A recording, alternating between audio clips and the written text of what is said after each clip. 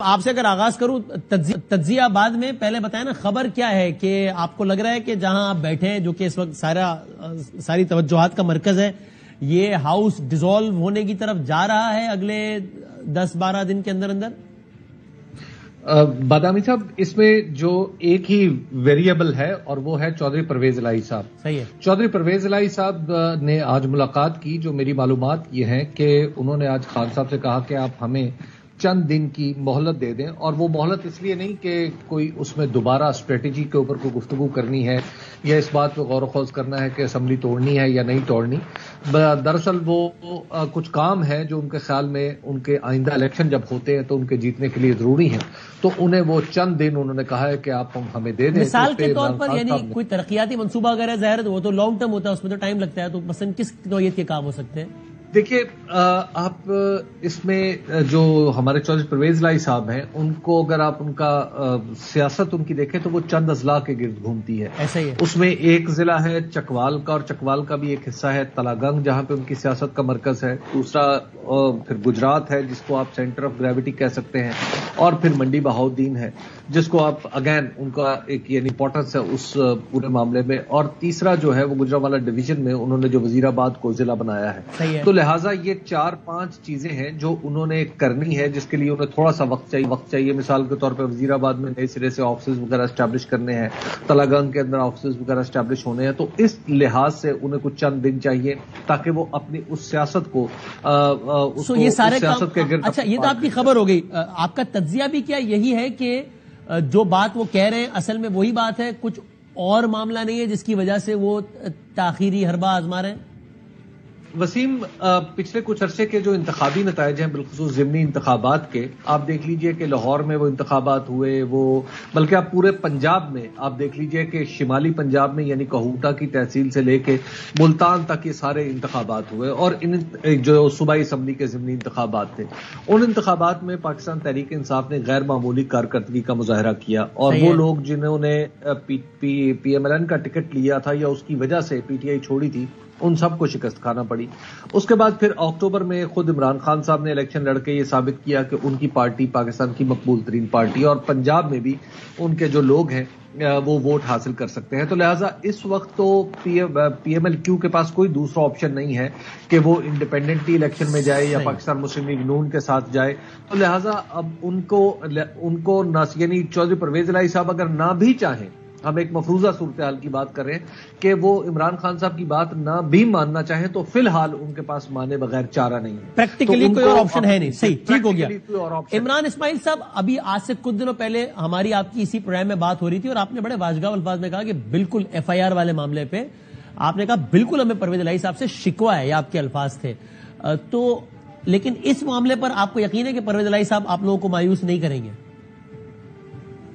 جی، مجھے بالکل یقین ہے، اور میں سمجھ رہا ہوں کہ متواتر تھے، وہ ہر روز یہ بیان دے رہے ہیں مونس الہی یا پرویز الہی صاحب خود کہ یہ عمران خان کی امانت ہے، اور جب عمران خان کہیں گے تو اس کو توڑنے میں، اسمبلی ڈیزالو کرنے میں 1 منٹ کی تاخیر نہیں کروں گا۔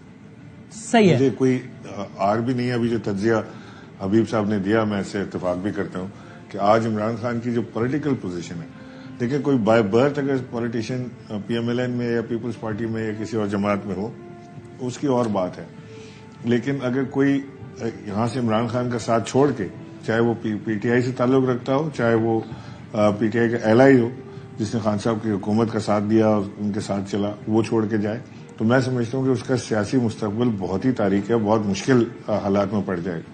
یہ آج کی سچویشن ہے۔ اب عمران خان اس وقت ایک ایسا پولیٹیکل آئیکن بن گئے ہیں کہ عمران خان کے الیکشن کل ہوں، 6 مہینے بعد ہوں، 8 مہینے بعد ہوں، عمران خان الیکشن جیتے اگلی حکومت عمران خان بنائیں گے، یہ بات طے ہے۔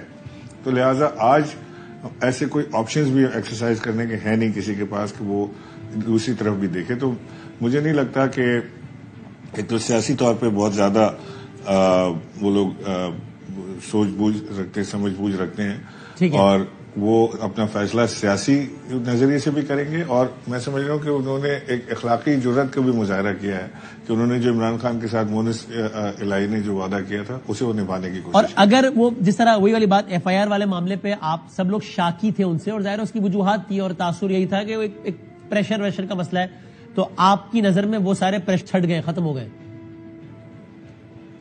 I hope so. میرا خیال ہے کہ جو یہ ابھی چینج آیا ہے اس کے ساتھ ساتھ جو سوچ میں بھی چینج آئے گا اور عملی طور پہ بھی چینج نظر آنا چاہیے کہ جو پریشر تھے ان کو ختم ہو جانا چاہیے اور معاملات کو اپنے طریقے سے آگے بڑھنا چاہیے.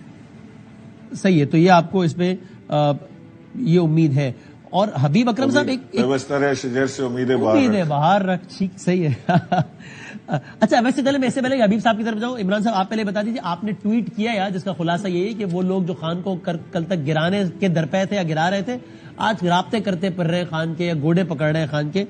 سو یعنی آپ کی مراد یہ ہے کہ کس طریقے سے وہ سب پینک کر گئے گورنمنٹ کے لوگ, یہ آپ کہہ رہے ہیں, یا باقاعدہ کوئی بیک ڈور رابطہ یا کانٹیکٹ اسٹیبلش ہوا ہے اس نئی صورتحال کے بعد؟ نہیں, بیک ڈور رابطہ کانٹیکٹ کی نہیں میں بات کر رہا. میں تو سیدھی سے آپ سے بات کر رہا ہوں کہ جو پاکستان تحریک انصاف کے ممبران 24 چھوڑ کر گئے تھے, جنہوں نے خان صاحب کو دھوکہ دیا, جو خان صاحب کی حکومت گرانے کے درپے تھے, جو خان صاحب کو برا بلا کہہ رہے تھے, وہ اب ہر چینل سے وہ آ رہے ہیں. Back door, front door, side ڈور, چھت پہ سے دیوار ٹاپ کے گوئے باریاں سب ٹپ رہے ہیں اس وقت. میں آپ کو بتا رہا ہوں کہ اس وقت آپ ان ایم این ایز کی بات کر رہے ہیں. وہ سندھ ہاؤس, وہ مکیش صاحب, تو وہ سندھ ہاؤس والے, پشاور والے میں نام بھول گیا ان کا, سندھ ہاؤس والے, اچھا سندھ ہاؤس والے, اور اس وقت جو حکومتی ارکان ہیں وہ بھی ادھر ادھر سے کوشش کر رہے ہیں کیونکہ ان کو اپنا مستقبل تاریخ نظر آ رہا ہے. وہ بھی کوشش کر رہے ہیں کہ کسی طرح سے خان صاحب سے بات ہو جائے اور کوئی ٹکٹ کا وعدہ ہو جائے. آپ کیا کہہ رہے ہیں جب وہ چاروں طرف سے جو ہے وہ رابطے کر رہے ہیں, تو آپ کیا جواب دے رہے ہیں؟ نہیں, ابھی تو ہم نے کوئی فیصلہ نہیں کیا اور مجھے امید ہے کہ کوئی ایسا فیصلہ کریں گے بھی نہیں, کیونکہ اس وقت خان کے پاس اللہ کی مدد اور عوام کی اتنی بڑی طاقت ان کے پاس ہے کہ ان کو ضرورت نہیں ہے ایسے لوگوں کو ساتھ لینے کی جنہوں نے اس کو دھوکہ. اچھا, آپ نے بڑا انٹرسٹنگ آپ نے بتا دیا کہ یہ آپ کی مراد ان منحرفین سے تھی اور وہ ہر طرف سے رابطہ کر رہے ہیں. بالکل کوئی سمت رہ تو نہیں کہ جو آپ نے نہ بتائی, ہر سمت آپ نے بتا دی جسے وہ رابطہ کر رہے ہیں. میں نے آپ کو بتایا کہ حکومتی ارکان بھی رابطہ کر رہے ہیں, جو سٹنگ گورنمنٹ ہے ان کے ارکان بھی رابطہ کر رہے ہیں. یعنی یہ ایم این ایس لیول پہ, ایم پی اے لیول پہ؟ جی, ایم این ایس لیول پہ, ایم این اے, ایم پی اے, سب لیول پہ. کوئی کیبنٹ کا بندہ تو نہیں ہے نا کوئی؟ اگر آپ کی مراد رانا ثناء اللہ سے تو اب تک ان سے بات نہیں ہوئی. صحیح, ٹھیک ہے. حبیب اکرم صاحب, let me phrase a question in a very straight manner, کہ آپ کو بہت حیرت ہوگی اگر تحریک عدم اعتماد یا گورنر راج ان دو میں سے کوئی ایک کام ہوتا ہے, تو آپ کو حیرت ہوگی بہت؟ گورنر راج پہ حیرت ہوگی, تحریک عدم اعتماد پہ حیرت نہیں ہوگی. اس کی وجہ یہ ہے کہ گورنر راج جو ہے وہ تو پھر ایک انتہائی قدم ہے, ایک یعنی آپ یوں کہیے کہ دستور کے تابع رہتے ہوئے ایک مارشل لا لگانے والی صورتحال ہے کسی صوبے میں. تو حبیب صاحب, وہ شاہ خاور ایڈوکیٹ صاحب یہ بولے ہمارے پروگرام میں کہ پنجاب اسمبلی کے رولز, وہ کہتے ہیں باقی ہاؤسز کا معاملہ نہیں ہے, پنجاب اسمبلی کے رولز یہ الاؤ ہی نہیں کرتے کہ جاری اجلاس کے دوران عدم اعتماد لائی جا سکے, اس لیے ممکن نہیں ہے. دیکھیے, تحریک عدم اعتماد جو ہے وہ چونکہ کانسٹیٹیوشن کے تحت آتی ہے, رولز کے تحت نہیں آتی. یہ رولز کی بہت ہی اسٹرکٹ اگر آپ اس کی یعنی اس کی توجیہ کریں تو یا اس کی توضیح کریں تو اس صورت میں تو ہو سکتا ہے, لیکن عام حالات میں جو دستور کی شق ہوتی ہے وہ تمام قانون پہ اور تمام جو قواعد و ضوابط ہیں ان کے اوپر بھاری ہوتی ہے. تو لہذا جب تو آپ کہہ رہے ہیں آپ کو عدم اعتماد پہ حیرت نہیں ہوگی. فرض کر لیجیے عدم اعتماد آ بھی جاتا ہے تو اس سے گورنمنٹ کو پریکٹیکلی فائدہ کیا ہوگا سوائے اس کے کہ یہی پروسیس 20 دن تک ڈیلے ہو جائے گا, کچھ دنوں تک ڈیلے ہو جائے گا, 10, 20, 25 دن, اور کیا فائدہ ہوگا؟ زیادہ سے زیادہ میں تو بہت کہہ رہا ہوں, مطلب ظاہر ہے, ورنہ تو وہ 3 دن میں. جی 2-3 دن میں یہ فیصلہ, 3 دن کم از کم چاہیے ہوتے ہیں, تو تیسرے چوتھے دن یہ فیصلہ ہو جائے گا.